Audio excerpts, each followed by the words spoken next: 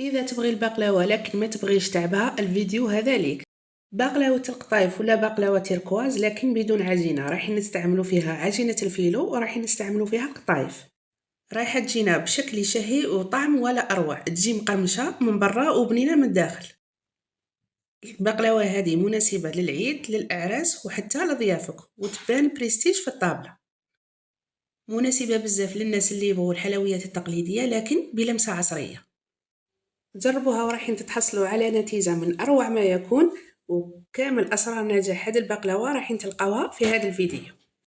والأكيد بعد ما تجربوها وتنجح لكم ما تنسونيش بالاشتراك في القناة مع تفعيل زر الجرس ليصلكم كل ما هو جديد، وتعليق حلو كيفكم، إعجاب للفيديو بيوصل لأكبر عدد ممكن من المشاهدين. نصلوا على الحبيب المصطفى صلى الله عليه وسلم، ونبدأ في فيديونا وفي وصفتنا على بركة الله. اول حاجه نبداو في التحضير تاعها هي العقده تاعنا اللي نحتاجو فيها كيلو كاوكاو. بعد ما قسمته جاني 4 كيسان كاوكاو، ونديرو فيهم نص كاس سكر، ونضيفو لهم غرف صغيره على فاني تعطينا نكهه للعقده تاعنا، ونخلطو كامل النواشف تاعنا مع بعض. لازم السكر يتخلط مليح مع الكاوكاو تاعنا باش عاد نجيو نضيفو له الزبده والمزهر تاعنا. نضيفو مغرف زبده ونحاولوا نخلطوها مليح مع هذاك الكاوكاو والسكر حتى نشوفوا الزبده تاعنا ما ولات كامل تبان.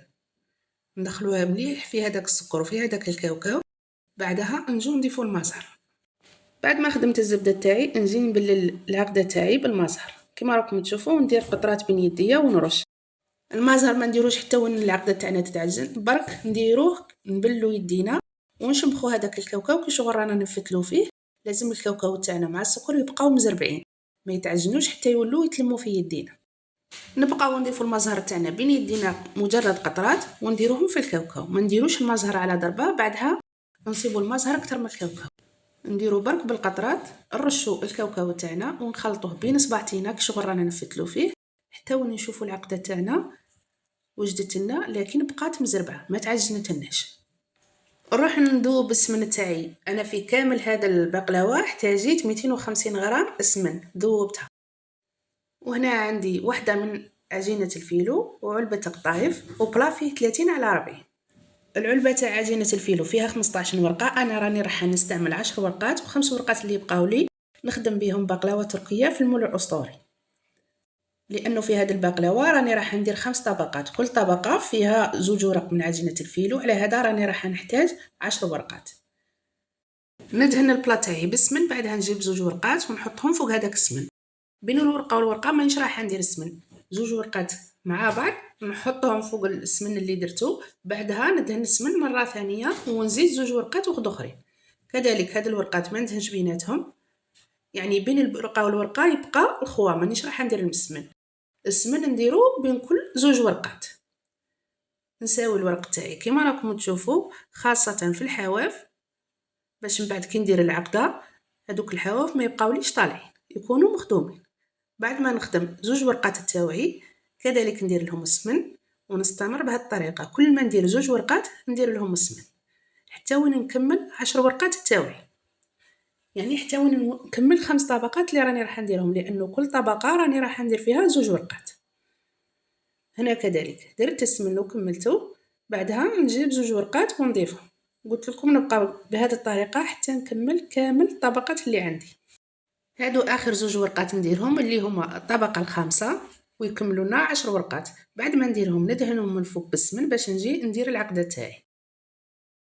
نجيب العقده تاعي اللي كانت ارتاحت، حنا حضرنا العقده هي الاولى باش ترتاح. كي نخدموا الورق تاعنا ونديروا لهم السمن نجيبوا العقده تاعنا ونحطوها نمشوها كما راكم تشوفوا فوق البقلاوه تاعنا ولا فوق الورق تاعنا اللي درناهم. بعدها نساوي لها السطح، نجيبوا الكوبات ولا اي حاجه تكون متوفره عندكم ونحاولوا نسوي لها السطح تاعها، ما تجيناش جهه طالعه جهه هابطه، زينا كامل جهات كيف مع بعض. باه البقلاوه تاعنا من بعد كي نقطعوها زينا كامل الحبات متساويين، ما تجيش حبه كبيره وحبه صغيره. نبقى نسوي في السطح تاعها كما راكم تشوفوا. بعد ما نكملها نجيب المقص ونقلع عليها هاد الحواف تاع الورق اللي بقاو لنا. هاد الحواف اللي قلعناهم ما نرموهمش، نحتفظوا بهم ومن بعد نخدموا بهم فيتين نديروهم في التحليات ولا نستعملهم ديكور في الكاطو. كما راكم تشوفوا انا احتفظت بهم، وهذا الشكل تاع العقده تاعنا. بعد ما درناها دروك نروحوا نخدموا القطايف. انا عندي علبه تاع قطايف، راني راح نستعمل النصف تاعها، والنصف اللي يبقى نخدم به كور تاع قطايف في المول الاسطوري. بما انه المول الاسطوري ما يديناش بزاف، كي يبقى لنا نص العلبه تستعملوها كتحليه لسهرات رمضان. بعد ما قصينا نص علبه تاع قطايف نجو نفتحوها كما راكم تشوفوا، ما نخلو حتى بلاصه ما نفتحوهاش. لازم كل خيط من هذا القطايف يكون لوحده. نبقاو نحلو فيها حتى ونتاكدوا باللي خلاص تفتحت لنا ما بقاتش معقده كما كانت. باش عاده نجيو نضيفوا لها باقي المكونات. انا راني راح نضيف لها مغرفه كبيره سكر غلاس باش ما تجينا صامته، ومغرفه صغيره لافاني باش يعطيها النكهه. نخلطوا هاد المكونات الناشفين مع القطايف تاعنا، بعدها نجيو نضيفوا السمن نبقاو نضيفوا بشويه ونخلطوا مع القطايف تاعنا حتى وين نشوفوا القطايف طايره اللون تاعها كما راكم تشوفوا فيها، هي راهي بيضه. بعد ما نديروا لها السمن تولي كامل صفراء، ما تبقاش بلاصه فيها بيضه. كما قلت لكم انا في كامل هاد البقلاوه في البلا تاع 30 على 40 استخدمت 250 غرام سمن، ذوبتها وخدمت بها. خدمت بها الورق تاع الفيلو، وخدمت بها القطايف شمختهم، وشربت بها البقلاوه تاعي بعد ما كملتها قبل ما ندخلها للفرن. هنا القطايف تاعنا بعد ما تشربوا لنا هذاك السمن كما قلت لكم يتغير اللون تاعهم، بعد ما كانوا بيضين يرجعوا صفرين بهذاك السمن اللي درناه. نجو نحطوها فوق العقده تاعنا ونحطوها بالتساوي باش تجينا البقلاوه تاعنا كامل الحبات تاعها متساويين. بعد ما سقمناها نجو نضغطوا عليها با ما تبقالناش طالعه كما راكم تشوفوا. لازم نضغطوا عليها با يتساوى لها السطح تاعها. نجيبوا اي حاجه تضغطوا بها، انا جبت هذه تاع اللوح اللي نخدم بها الفطير، سويت لها السطح تاعها. بعدها هذاك السمن اللي بقى لي شربت به القطايف تاعي من الفوق. قلت لكم كامل السمن اللي احتاجيته هو 250 غرام، يعني نصف علبه تاع سمن. بعد ما درت لها سمن نجي نقطعها. انا جبت هذا الطابع تاع المقروض باش تجوني كامل الحبات قد بعضاهم، لانه الحبه تاع المقروض كيما الحبه تاع البقلاوه، على هذا استعنت بهذا الطابع باش يجوني كامل الحبات قد بعضها. ندير اولا الخطوط تاع العرض، بعدها ندير الخطوط تاع الطول، وما ننساش الحواشي تاني لازم نقطعهم.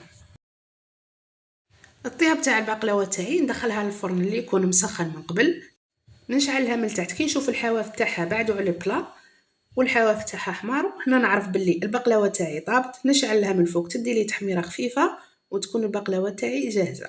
نخرجها. بعد ما نخرجها وهي حاميه ندير لها كيلو 200 غرام تاع حسل، لانه البلا تاعنا فيه 30 على 40 تعطينا 1200. هاد 1200 يعني كيلو 200 غرام عسل. هنا البقلاوه تاعي بعد ما عسلتها كما راكم تشوفوا نجي نقطعها. هذوك الخطوط اللي كنت قطعتهم من قبل ما ندخلها للفرن نعاود نفوت عليهم باش يكونوا عندنا الحبات تاع البقلاوه تاعنا واجدين. كما قلت لكم من الفوق نحمروها تحميره خفيفه، لانه من بعد كي نديروا لها الحسل راح تزيد تحمر. الحسل اللي يزيد يحمرها اكثر واكثر.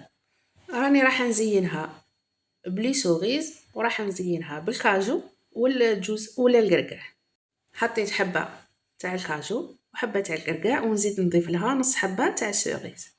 هنا التزيين يبقى اختياري، انا زينت بهذه الطريقه. انتم اللي ماهوش متوفر عندها المكسرات والسوغيز ممكن تزينها برشه تاع بيستاج. اذا ما كانش متوفر عندها البيستاج تجيب الكاوكاو يكون مطحون تلونه باللون الاخضر وتضيف له عطر اللوز ويكون عندها فوق بيستاج تزين به البقلاوه تاعها. هذه كفكره ممكن تزيني بها. انا زينت بهذه الطريقه وانتم كل وحده تزين بالشيء اللي يكون متوفر عندها بالطريقه اللي تشوفها مناسبه. بعد ما كملت زينت كامل البقلاوه تاعي بالكاجو وبالقرقاع ولا الجوز وبالسوغيز نجي نحي الحواشي. بعد ما نحي لها الحواشي نجي نقطعها. كما راكم تشوفوا البقلاوه تاعي طابت لي حمراء من الفوق وطابت لي حمراء من التحت، يعني ما لصقت لي ما انحرقت لي من التحت. البلا تاعي باقي نقي. نحط البقلاوه تاعي في هذو لي كيسات تاع العسل، بعدها نحطهم في لي كيسات تاع اينوكس. وها هي البقلاوه تاعي بعد ما وجدت لي. شوفوا لي كي طابت من التحت، هذا هو طياب تاعها، يعني نحمروها من التحت ونحمروها من الفوق. وهذه هي البقلاوه تاعي واجده. صدقوني راح تعجبكم بزاف، وخاصه اللي يبغوا الحلويات التقليديه لكن بلمسه عصريه. دمتم في رعايه الله وحفظه، مع السلامه.